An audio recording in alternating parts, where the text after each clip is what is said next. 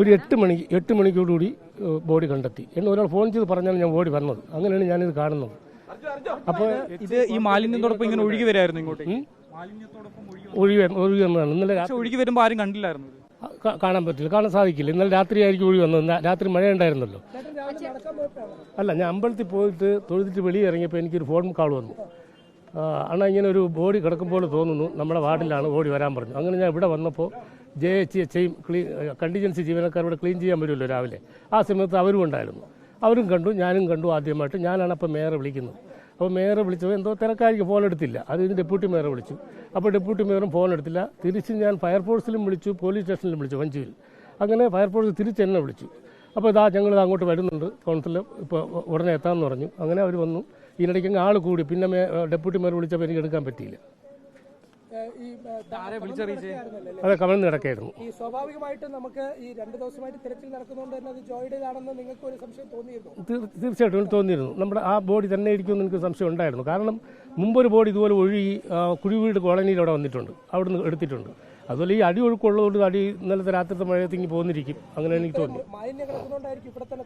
അതെ, തീർച്ചയായിട്ടും. അതെ, മാലിന്യം ഇവിടെ ദിവസവും ക്ലീൻ ചെയ്തുകൊണ്ടിരിക്കുകയാണ്. പക്ഷേ ഒരു വിധത്തിൽ ഇതിനൊരു നിൽക്കുന്ന ഒരു സമ്പ്രദായം ഇല്ല. മാലിന്യം ഇങ്ങനെ വന്നുകൊണ്ടേ ഇരിക്കുകയാണ് ദിവസവും.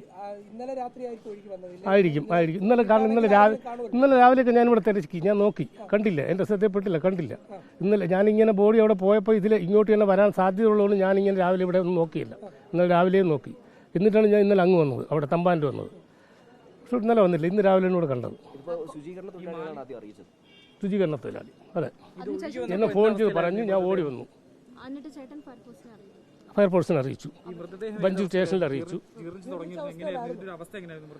അവസ്ഥ ആദ്യം എനിക്ക് സംശയം തോന്നി, കാരണം മൃതദേഹം തന്നെയും സംശയം. കാരണം ഈ ടെക്സ്റ്റൈൽസിലൊക്കെ വെളിയിൽ വച്ചേക്കുമല്ലോ ഡ്രസ്സൊക്കെ ചെയ്ത്, അതുപോലത്തെ എന്തോ സാധനമാണെന്ന് ഞാൻ വിചാരിച്ചു. പിന്നീട് നോക്കിയപ്പം ബ്ലഡിൻ്റെ ഇത് കാണുന്നുണ്ട്, പിന്നെ തലമുടി കാണുന്നുണ്ട് ചെറുതായിട്ട്. അപ്പോൾ എന്തായാലും ബോഡി അല്ലെന്ന് മനസ്സിലായി. അങ്ങനെയാണ് എല്ലാവരും പെട്ടെന്ന് വിളിച്ചത്. മുമ്പൊരിക്കൽ ഒരു ബോഡി അവിടെ പാർട്ടി ഓഫീസിന്റെ ബാക്കിലത്തെ ആമയഞ്ചം തോട്ടിലുണ്ടായിരുന്നു. അതുപോലെ ഒഴിവ് വന്നതാണ് മഴയത്ത്. അല്ലല്ല, തൊഴിലാളിയൊന്നുമല്ല. ആരെന്നെ അറിയാം, ഇതുവരെ അറിഞ്ഞിട്ടില്ല അത് ആരാണെന്ന്. എൻ്റെ പേര് രാജേന്ദ്രൻ. ഞാൻ കൗൺസിലറാണ് ഇവിടുത്തെ. രാവിലെ അമ്പലത്തിൽ നിന്ന് ഇറങ്ങിയപ്പോൾ ഒരു ഫോൺ കോൾ വന്നു. ഞാൻ ഓടി ഇവിടെ വന്നപ്പം ബോഡിയാണെന്ന് മനസ്സിലായി. ബോഡി അപ്പോൾ ഇങ്ങനെ കമന്ന് കിടക്കുന്നു. അപ്പോൾ ഞാൻ എല്ലാവരും വിളിച്ചു, പിന്നെ ഫയർഫോഴ്സിൽ വിളിച്ചു, പഞ്ചൂർ സ്റ്റേഷനിൽ വിളിച്ചു. അവരെല്ലാം വന്നു. ബാക്കി നടപടിക്രമങ്ങളെല്ലാം ഒരു 8 മണിയിരിക്കും. ഞാനിത് എല്ലാ കൗൺസിലും പറയുന്നുണ്ട്. പക്ഷേ പറയുമ്പോൾ ചില കൗൺസിലർമാർ എന്നെ കളിയാക്കിയിട്ടുണ്ട്. നിങ്ങൾ എന്ന് വന്നാലും ഈ രാജേന്ദ്രൻ നായർക്ക് ഒരു ആമയഞ്ചം തോടുണ്ട്, രാജേന്ദ്രൻ നായരുണ്ട്. എത്ര നാളെ ഇവിടെ ഇങ്ങനെ, എത്ര ദിവസത്തെ മാലിന്യമാണ് ഈ കാണുന്നത്? ഇങ്ങനെ വന്നുകൊണ്ടേ ഇരിക്കുകയാണ്. മാറിയ ദിവസവും വൃത്തിയാക്കാറുണ്ട്. ഏതൊരു ഏജൻസി വൃത്തിയാക്കുന്നുണ്ട്. ആ നിൽക്കുന്ന അവരൊക്കെ തന്നെ എൻ്റെ ആളുകൾ, അവരൊക്കെ വൃത്തിയാക്കുന്ന ആൾക്കാരാണ്. അവർ എന്നും വൃത്തിയാക്കും. പക്ഷേ ഇതിനൊരു ശമനമില്ല. എന്നും ഇങ്ങനെ വന്നുകൊണ്ടേയിരിക്കുന്നു.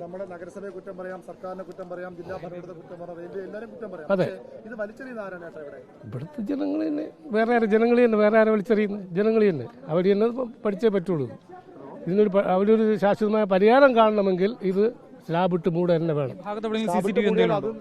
അല്ല, അവിടെ നമുക്ക് ക്ലീൻ ചെയ്യാനുള്ള, ഓപ്പൺ ചെയ്യാനുള്ള സംവിധാനം ചെയ്തുകൊണ്ട് ചെയ്യണം. മുമ്പ് മന്ത്രിയുടെ മീറ്റിംഗിൽ പറഞ്ഞല്ലോ, നനയാത്ത വുഡ് കൊണ്ട് പാരലൈറ്റ് മൂടാമെന്ന് പറഞ്ഞതാണ്.